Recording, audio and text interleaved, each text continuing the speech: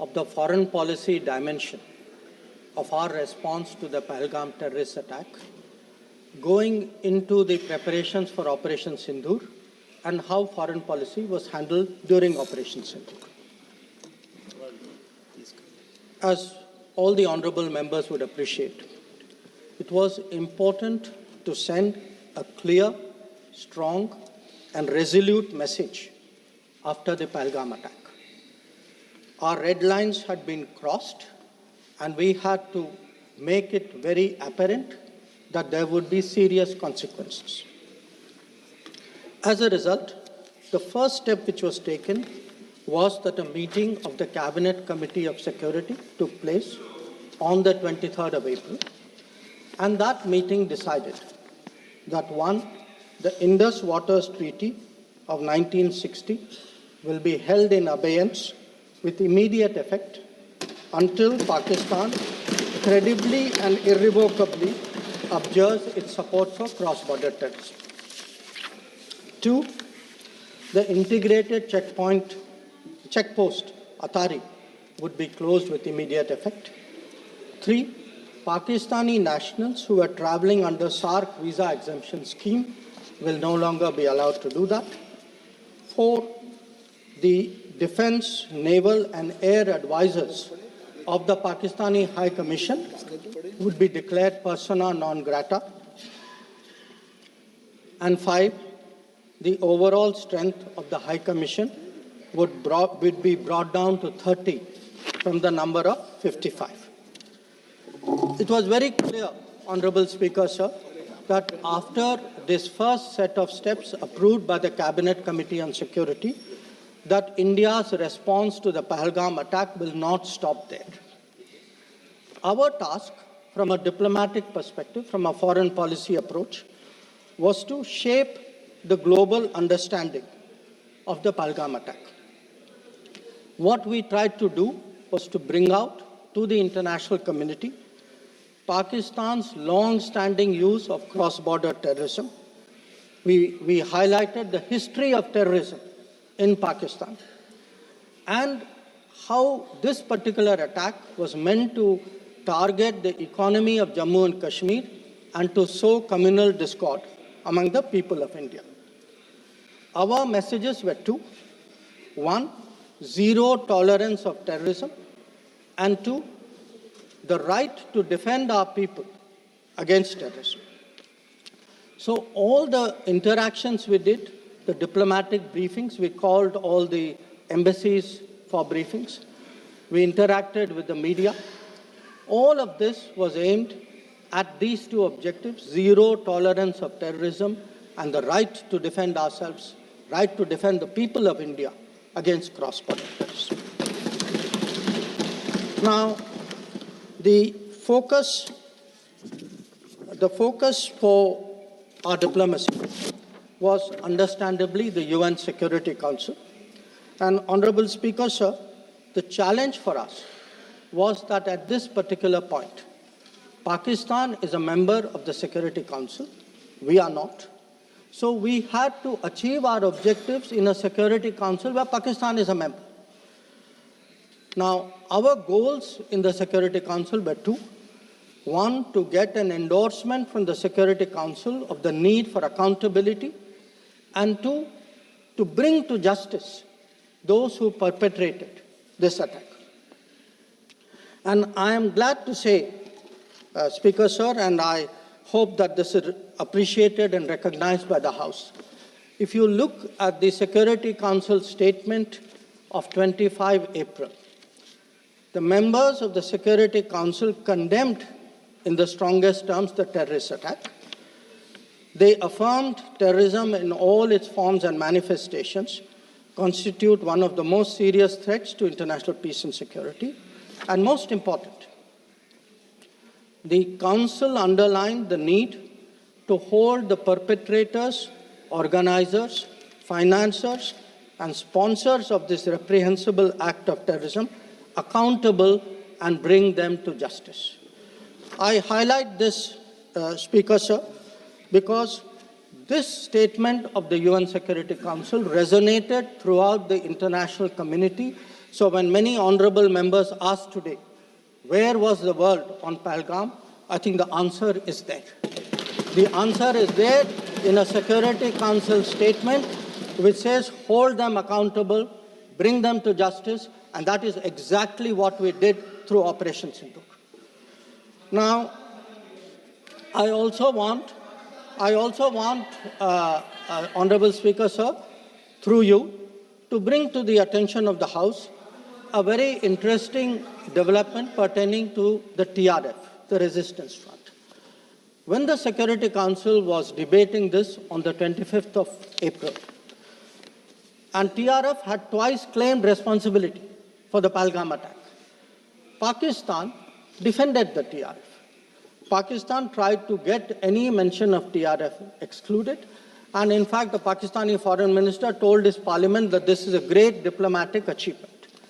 Now, I mention it because today, again, thanks to our diplomacy, the TRF has been designated as a global terrorist organization by the US government, and the same Pakistani foreign minister who took so much pride saying, I defended the TRF, says, well, now if the US has done this, we accept it. So that is where the Security Council issue stood.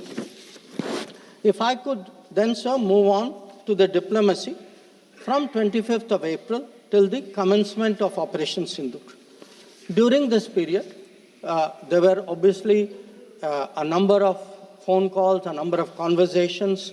At my level, there were 27 calls. At Prime Minister, I think almost 20 calls. About 35, 40 letters of support came in. And what we tried to do was to create a narrative, prepare the diplomacy for the launch of Operation Synindhur. And the result of that diplomacy, Honorable Speaker, sir, there are 193 nations of the members of the United Nations. 193. Only 3, apart from Pakistan, opposed Operation Synindhur. Only 3. If you look through this period, and I would be very happy to share with the House the exact positions of various governments, overwhelmingly, there was recognition that terrorism is unacceptable, that a country which has been attacked has a right to defend itself, and that India was doing exactly that.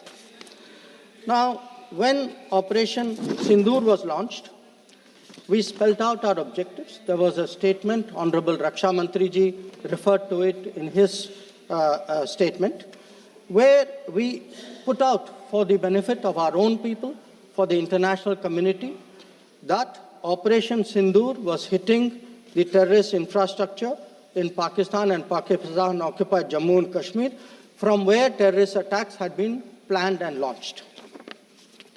We highlighted that 9 sites had been targeted, and we said that our actions are focused, measured, and non-escalatory in nature.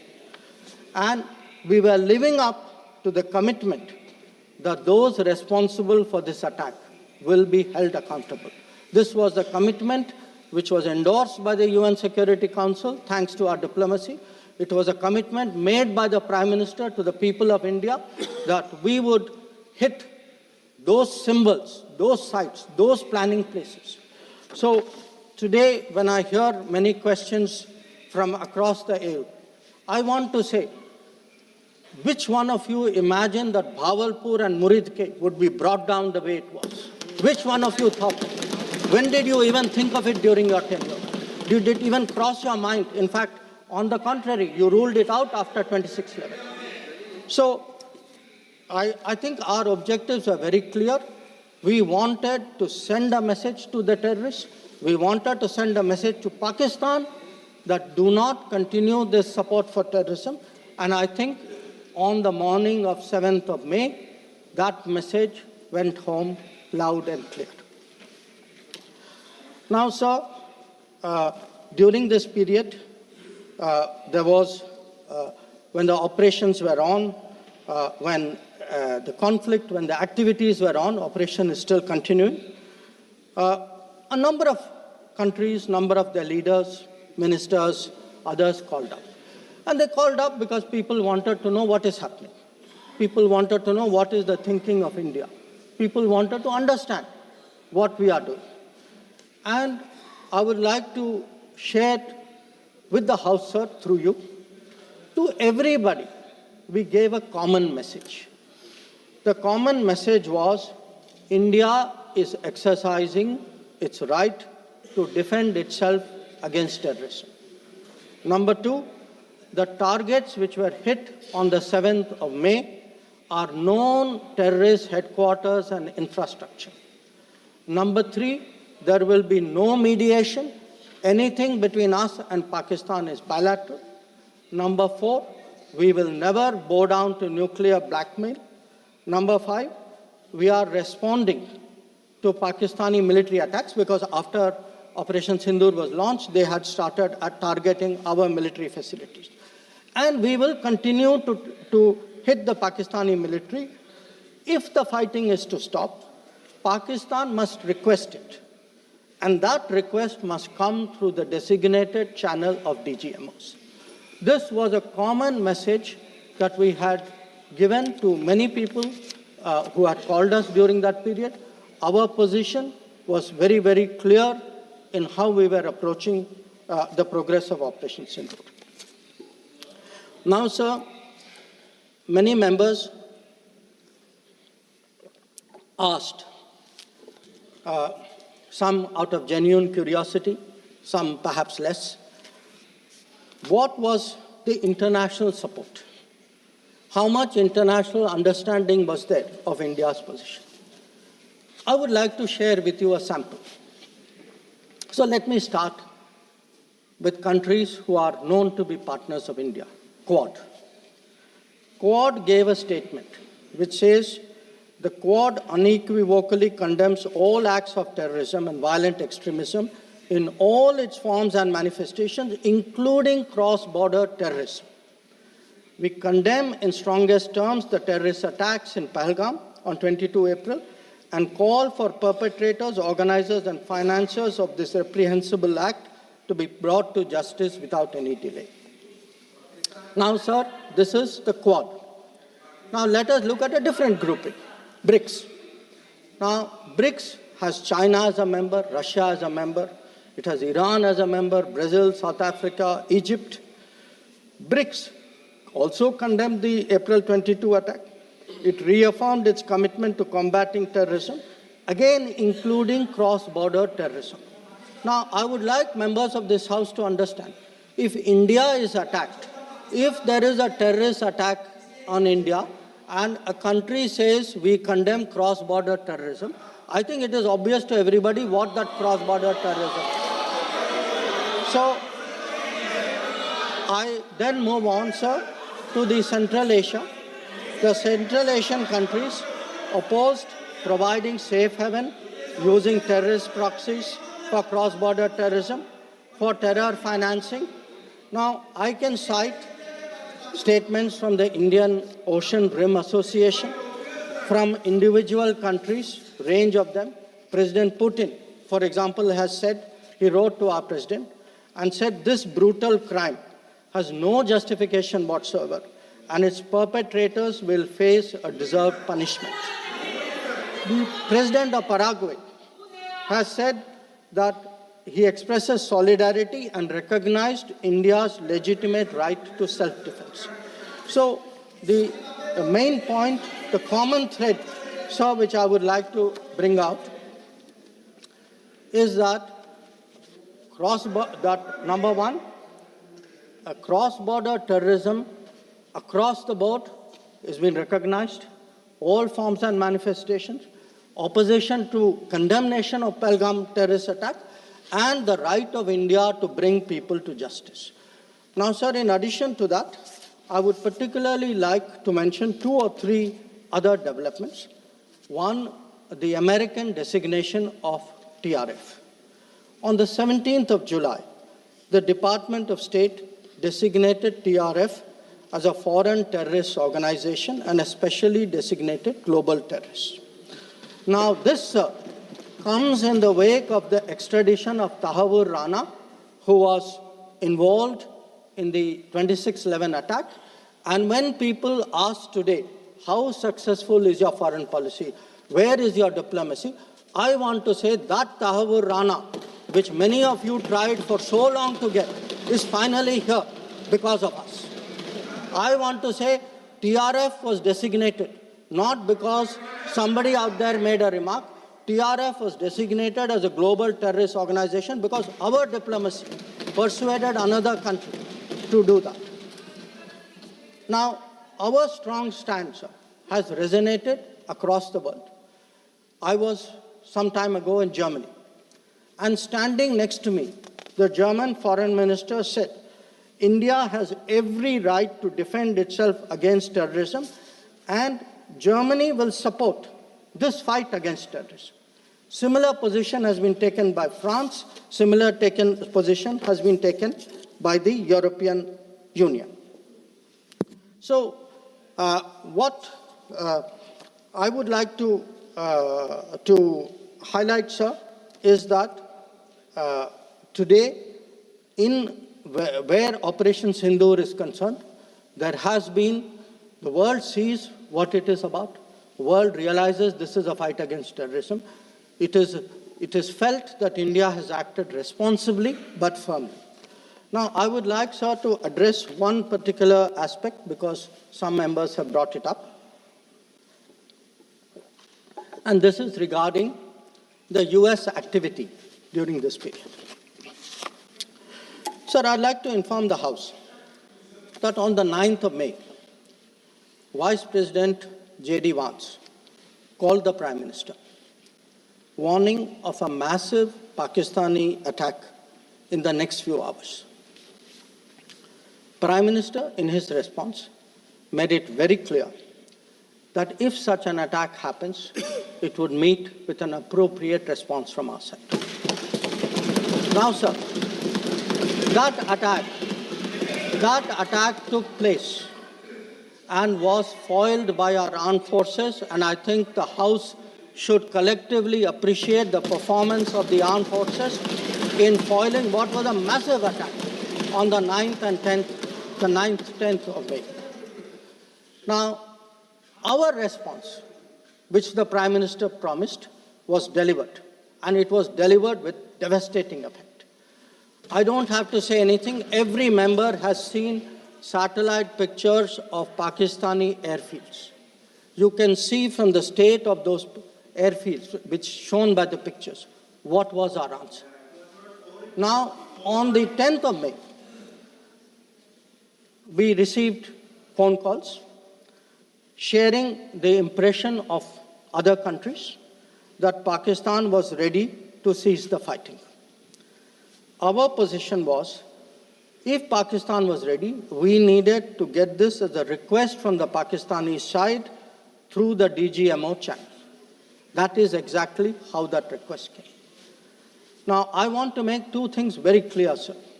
One, at no stage in any conversation with the United States was there any linkage with trade and what was going on. Secondly, there was, please listen. Secondly, there was no call between the Prime Minister and President Trump from the 22nd of April, when President Trump called up to convey his sympathy, and the 17th of June, when he called up Prime Minister in Canada to explain why he could not meet. So I would again, मैं इसको दोहराता हूँ, 22 अप्रैल से 17 जून तक। माननीय अध्यक्ष जी, मेरी एक बात की आपत्ति है, भारत देश का शपथ लिया हुआ विदेश मंत्री यहाँ स्टेटमेंट कर रहा है, उस पर भरोसा नहीं है, उनको किसी और देश पर भरोसा है।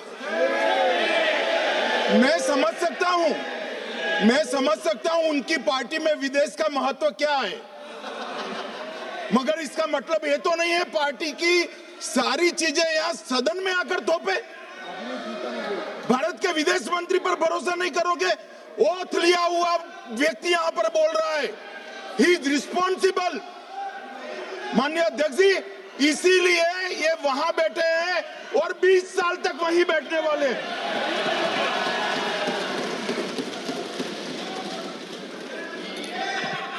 Honorable Speaker, sir, in the course of the debate today, some points were made by members of the opposition. I would like to respond to some of them. We were asked, why did you stop at this time? Why did you not go further? Please see who's asking this question. This question is being asked by people who, after 26/11, felt that the best action was inaction. Now, I would like, sir, to read out, because one member said, nowadays BJP members like reading from books. You get the truth in books. Sometimes you don't like what we read in books. So let me read out, sir, two excerpts from a book by the National Security Advisor of the UPA government. After 26/11, a chapter, this is a book called Choices. He says, on sober reflection and in hindsight, I now believe the decision not to retaliate militarily, but to concentrate on diplomatic, covert and other means was the right one for that time and place. This is what he says. But did he even do that? Because 26/11 happened in November of 2008. What was the reaction? The reaction was Sharm el-Sheikh.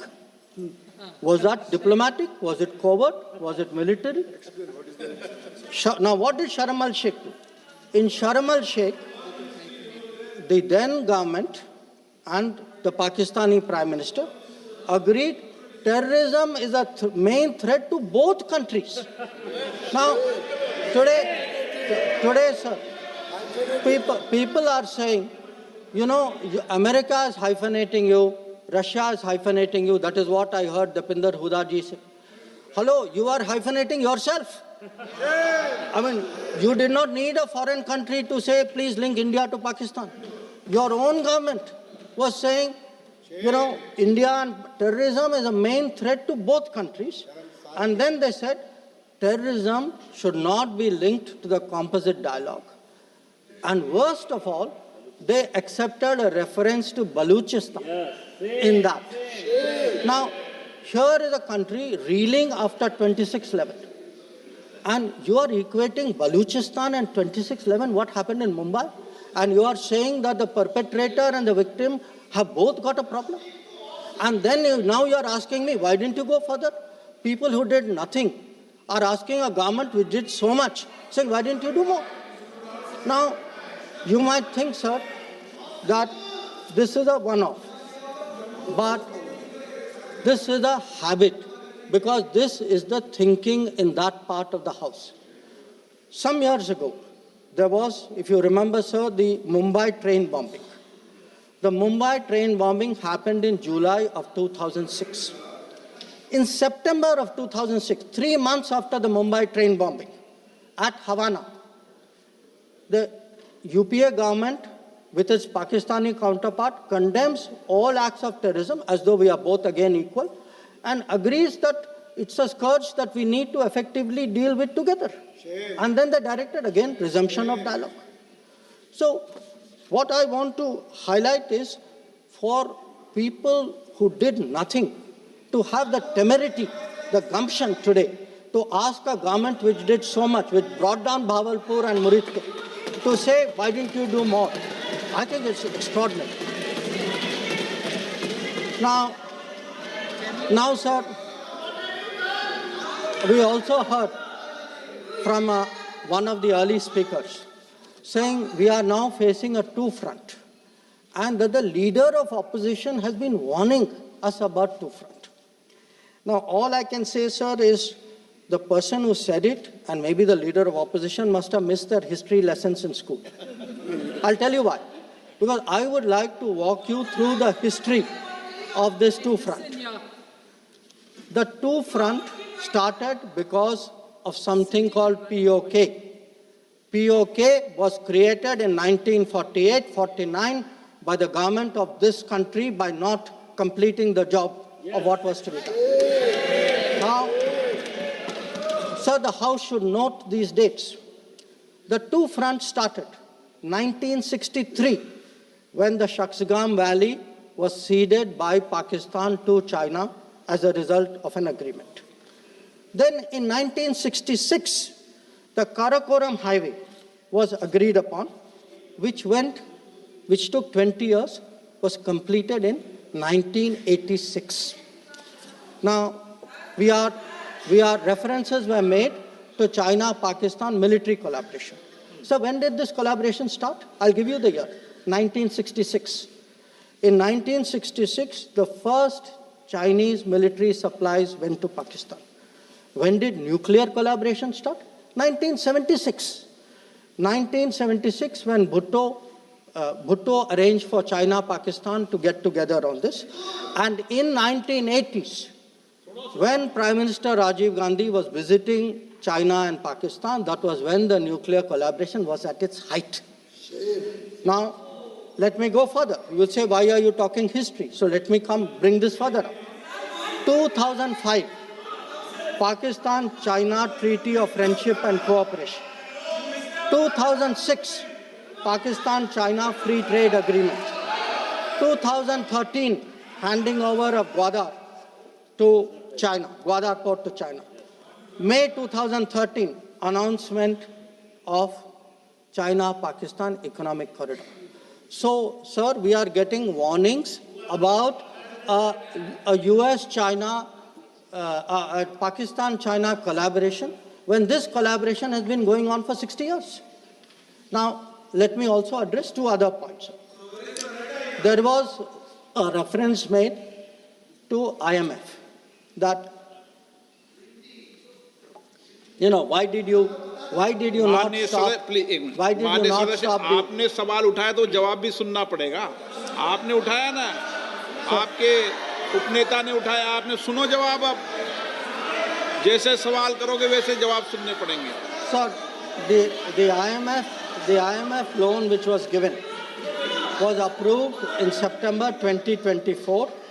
It was an extended fund facility of $7 billion. Now, sir, the House should know, Pakistan is a serial borrower from the IMF. I think 16 or 17 times they have taken IMF package. Now, very interesting comparison, sir.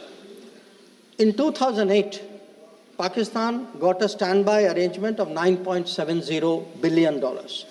In 2013, it got another one of $5.9 billion. So the very people who are concerned today at a 7 billion package should remember a 15 billion package went through for Pakistan during that tenure. Now, reference was made, sir, to FATF. I want to say the longest period that Pakistan has been under FATF grey list has been under the tenure of the Modi government. During the Modi government, from 2018 to 2022, 1,576 days, Pakistan was in the grey list. Yes, they were in the grey list earlier also. I am not denying that. It was for a shorter period. But I again want the House to appreciate that the FATF meeting in May 2025 has kept Pakistan in the enhanced follow-up category, recognizing that the compliance of Pakistan is only partial. Now, sir, so much for Pakistan. Some members also raised issues pertaining to China. So I would like to spend a few minutes on that. So I would first like the House to appreciate, because today we are getting these lectures saying China is a great danger, China, Pakistan are together, we are warning you. So what does the Congress party really think about China? Don't go by what they say. Let us see what they did. In 2005, China was designated as a strategic partner during Prime Minister Wen Jiabao's visit to India. Strategic partner. And there is a concept, very famous concept called Chindia, sir, a belief that China and India have common interest.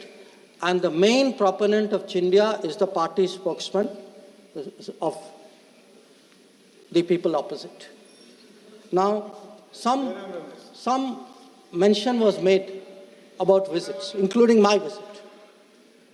Yes, I went to China. I went to China to make our position very clear about de-escalation, about trade restrictions, and about terrorism. I did not go to China for the Olympics. I did not go to China for secret agreements. I did not go.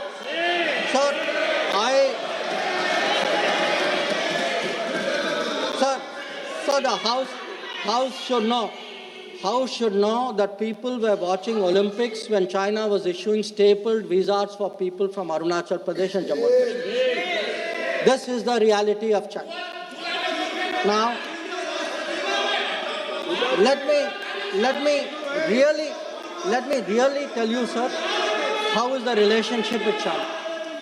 Some years ago, विदेश मंत्री जी को संरक्षण देना चाहिए। उनके speaker जब बोल रहे थे, हम पूरे धैर्य से सुने। मैं बताऊंगा कितनी असत्य बातें बोली गई कल, परंतु फिर भी असत्य को भी हम हलाहल समझकर पी गए। अब ये सत्य भी नहीं सुन पाते हैं। माननीय अध्यक्ष जी, मुझे लगता है आपको प्रोटेक्शन देना चाहिए।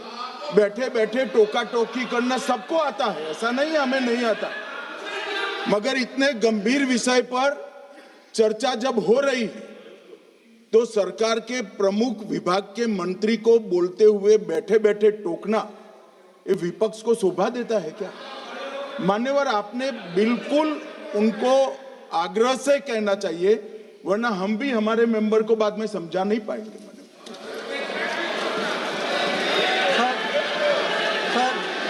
We heard today a lot about what was supposed to be the thinking. बैठे आपको इजाजत नहीं, बैठिए। Sir, we heard about warnings about China, cautions about China. China is planning this, China is planning that. But sir, I want to remind this House, Doklam crisis was on. The leader of opposition decided to get a briefing from whom? Not from the government, not from the emir, from the Chinese ambassador. He took his briefing from the Chinese ambassador when our military was confronting the Chinese military in Doklam. So I want to say that I want to say, and this is the political thing. Let me, sir, give you the economic thing. In 2006, the UPA government... Please, बैठे टिप्पणी मत कीजिए, आप बहुत कर रहे हो। नहीं, गलत है, बैठे टिप्पणी मत कीजिए। Sir, in 2006, because I want to illustrate my points with facts. I spoke about political facts. I spoke about border facts. Let me give you an economic fact. What is the economic thinking of the Congress party about China? In 2006, the Congress party agreed to do a regional trading arrangement with China. It was finalized during the visit of President Hu Jintao. A task force was appointed. The task force gave a positive recommendation. Through the efforts of various people, this did not happen. Let me give you the technology side. The very people today who are cautioning us on China are the people who allowed 3G and 4G to come from China. It is this government which made sure there was a made in India 5G. And finally, sir, we keep speaking about the border. The border, if today, whether it is the border with Pakistan, whether it is the border with China or any other border, if our military is today able to stand its ground, the kind of massive deployment that we saw on the China border after 2020, it is because our border infrastructure budget has gone up 4 times. Our tunneling, our road building, our bridging has doubled or tripled. And this is a far cry from the period when the thinking was, let's not develop the border because then the Chinese cannot come there. We had 60 years of neglect of the border. Today, in the last 10 years, that neglect has been reversed. There is still a lot of work to be done. So I think people need to understand. And it's not just in India, sir. We have just come back from Maldives. When I hear comments about foreign policy, yesterday, day before yesterday, the Prime Minister was the guest of honor at the Independence Day of Maldives. This is the country which during their time forced an Indian company to leave an airport. That country today has invited India to build 2 new airports. Look at Sri Lanka. If the Hambantota port was built between 2005 and 2008, and at that time it was actually justified as saying that it has no impact on India's interest. So I want, sir, the House to appreciate that the people who are today claiming to be custodians of national security thinking, who say that they are giving warnings, let us look at the record, let us see what they did when they were in office. But now allow me to come back to Operation Synindhur.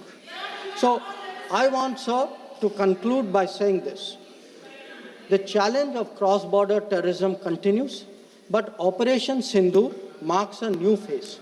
There is now a new normal. The new normal has 5 points. 1, terrorists will not be treated as proxies. 2, cross-border terrorism will get an appropriate response.